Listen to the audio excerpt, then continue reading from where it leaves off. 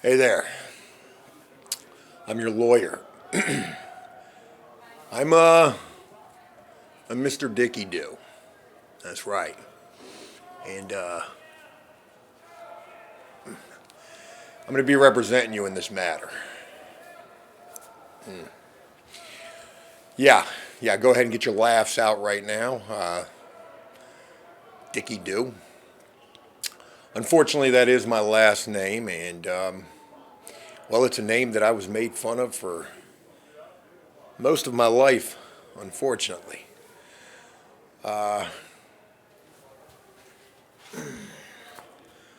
Looking at your information right here, you're Mr. Brennan, correct? Right. Well, I like to begin this by first explaining a little bit of my story, and then, of course, we'll get to yours. Dickeydoo, of course, was a name that, well, for most of my life I was made fun of for, and I've been a lawyer now for a little while, and I guess it's laugh now, cry later. A few of my former classmates I've actually had the pleasure of representing in the courtroom, and let's just say they're doing life now. You want to make fun of me, you rotten mother? I'm I'm not kidding about the fact that they're serving life, and I'm not also kidding about the fact that I found great pleasure in representing them in those matters that led to those life sentences. But neither here nor there. Keep laughing, Mr. Brennan. Yeah, we'll see how that's going to work out for you up in the courtroom. So no need for you to tell me anything right this second. I'm looking at your charges here, and it appears you're locked up for a home invasion. Is that correct? Of course. Right. Of course you didn't do it. You know how many times I've heard that? Quite a few. Right. Also, let me go ahead and cut to the chase right here. I'm not a paid lawyer, at least not for you. Do you have any money? Because I do work for tips, sort of like a frickin' waiter here. I'm a court-appointed lawyer, a public pretender, I've often heard it referred to as. I don't take lightly to those type of remarks. I do have an oath to obtain. Being a servant of the court, it is my duty as a public defender to ensure that you're going to take a plea bargain. Right, because we're not taking this to trial. What? You do actually want to take this to trial. Right, because of course you didn't do it. Mr. Brennan, why don't you go ahead and tell me how you found yourself here? Yeah, I've heard that a lot. I've heard addiction is the number one leading factor to a lot of the guys that I represent, as a matter of fact. Okay. Okay, you were hanging out with a bunch of guys, getting high, stealing car parts, catalytic converters to be more specific. Right. Yeah. Somehow ended up in some old lady's home. You don't really know much of the details. You're a little foggy on it, and the next thing you knew, you woke up in jail, seeing yourself on the news. And also, sort of looks here like becoming a target in the housing unit. Do you know how many people are on your case right here? I've got your motion of discovery right here in front of me, and it's not pretty. There's quite a few inmate snitches, it appears, jailhouse snitches, that are ready to testify against you. What type of information would they have against you, Mr. Brennan, about you? Have you been in the housing unit talking about your case? You have been. Little Dookie Stain. That's a name that I've heard quite often, actually. Told you he was a jailhouse lawyer. Told you that he was going to help you with your case. Mr. Brennan, have you ever been in trouble before? You haven't. Right. Well, even not ever being in trouble, you would imagine that another inmate probably isn't going to be able. Is he going to be able to represent you in the court? Is he wearing a blazer like I am? No, he's wearing an orange jumpsuit like you are. What do you think he's going to be able to do for you in the courtroom? And I asked that rhetorically because let me tell you what he's going to be able to do for himself in the courtroom. You're actually right about that. Yep, he's going to testify against you and hope for a sentence modification or time reduction. Can you see how that's probably not going to play in your favor? Yeah, of course you can. Now you can, right? Starting to come to a little better. Now the drugs are wearing off. Look, I sympathize with you 100% that an addiction was your plight. But unfortunately for you tonight, there's a flight. And it's heading straight to prison. Look, Mr. Brennan, I've already talked with the prosecutor. They're willing to offer you a plea deal. You just need to plead guilty. I've got a 12:30 lunch that I'd like to be able to make.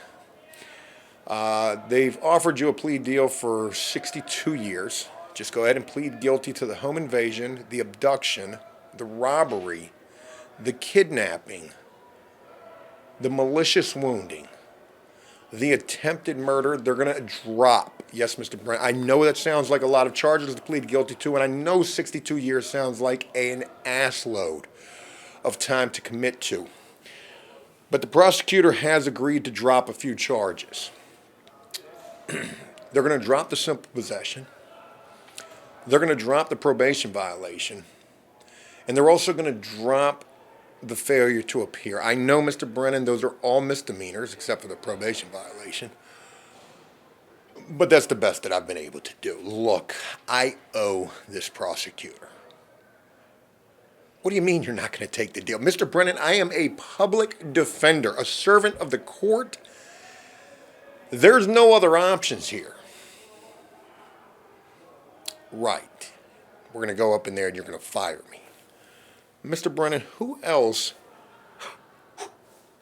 Actually don't have any lenses in these glasses right here, but sure looks like it. Mr. Brennan, who else is going to represent you up in the courtroom? Lil Dookie's thing? Is that who you're thinking?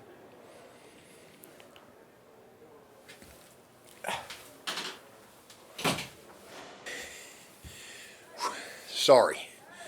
My dogs. They were going crazy out there. Thought they had gotten out of the yard.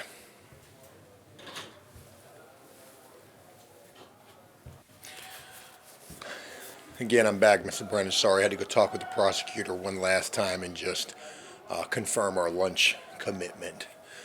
Look, we need to hurry up and seal this deal, seal your fate, so to speak. You're going to take the plea deal. There's no other options for you. You can go in there and try to fire me, and in fact, you'd probably be doing us both a favor, but let me assure you, there's not a lot of other options out there aside from myself. The prosecutor actually, yeah, that's right, the prosecutor actually wanted to give you 80 years. Your charge was a high-profile case. It made the news. The elderly woman in question who was duct taped. Do you remember that, Mr. Brennan? You don't remember those details? They're a little foggy to you because of the bender that you were on? Right. You feel sorry for her. You're sorry. Sorry. Sorry doesn't take away the two black eyes that this woman had plastered all over the news. Right. You guys stole a toaster oven and an air fryer. And unfortunately for you, your life is pretty much over because of that. I'm sorry. I hate to be the one to call the kettle black here, but unfortunately for you, your days, well, there's going to be some dark clouds ahead of you. Let's go ahead and look on the bright side here. 62 years. You'll serve 85% of that. With good behavior, you could be out in as early as 50. You're 23 right now. I know. You'll be 70-something years old. There'll still be some life ahead of you, though.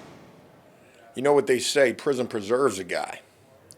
You could come out at 70 years old feeling just as young and vigorous as the 23-year-old young man that you are right now. You know, we make decisions in life that ultimately we have to pay the price for. And unfortunately for you, Mr. Brennan, you made a seriously wrong decision that night. You and your other two co-defendants decided to go up into Miss Margarine's residence for that toaster oven and that air fryer. What's that? Oh, how much time did your co-defendant? Well, your co-defendants, unfortunately, they're testifying against you as well. They've both been offered plea deals for 25 years. And unfortunately, you're going to be the one to hold the bag, so to speak. No pun intended in this. Oh, you want to cooperate as well? Well, that kind of changes everything. You do want to cooperate. I should have mentioned that was an option. I'm going to go talk with the prosecutor right now and see if we can have a little Western type of a powwow shootout up in the courtroom, fingers pointing in every which direction, and see what the prosecutor is willing to do if you are willing to testify on your co-defendants as well. I'd also like to ask you one other question real quick before I go speak with this prosecutor. You wouldn't happen to have any information on little Dookie Stain, would you? You don't. Well, that's unfortunate. That's a guy whose ass I've been trying to burn for a long time. He's been in this jail for a couple of years now, and I can't tell you how many cases I've watched him testify against, playing the jailhouse snitch role. He's actually crucified a couple of my previous defendants. And I sure got an axe to grind with that guy. I don't know why. I don't get paid very much to do this. I'm making $17 an hour as a public defender. I should have started a painting business, for God's sakes. Look, let me go talk with the prosecutor real quick, see what he has to say about the fact that you're willing to cooperate, and who knows, maybe 62 years is something that we can do a little better with. Give me a few minutes. I'll be right back.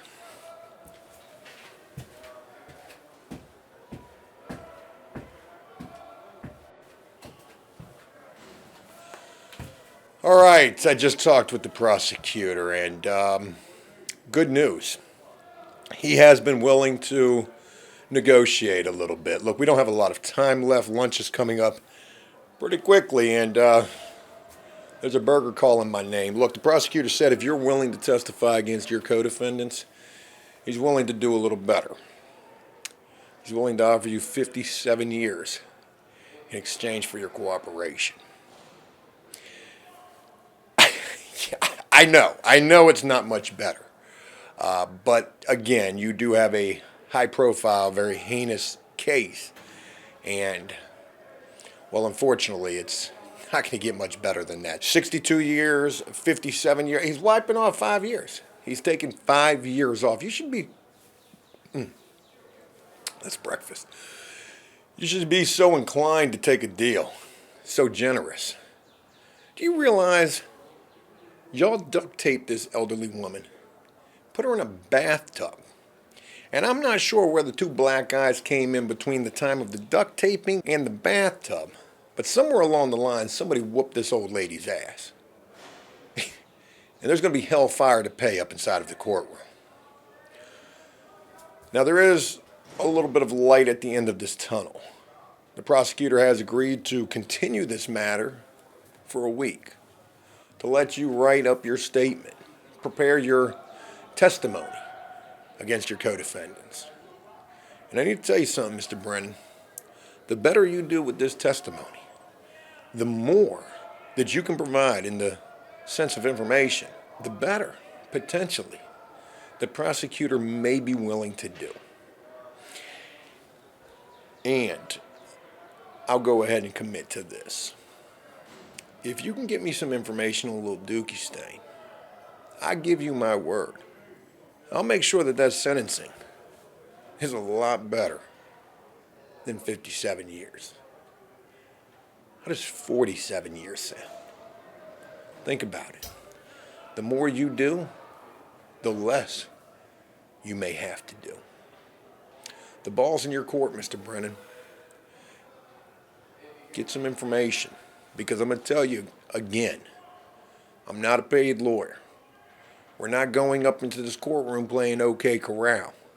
I'm not Jose Baez, the world-renowned criminal defense attorney who represented Casey Anthony. You've seen the Lifetime movies, I'm sure. That's all they watch in jail. Crazy enough, that and BET. But get some information, Mr. Brennan. It's for your own good. I'll meet with you again in a week. And we'll see what we can do. You ready to play ball? 62 years, 57 years, 47 years. We're talking football numbers here, Mr. Brennan. Are you willing to do that time? Or instead, are you ready to let somebody else do that time for you? You be the judge and jury that's going to hang you out to dry if you don't. Talk with you in a week.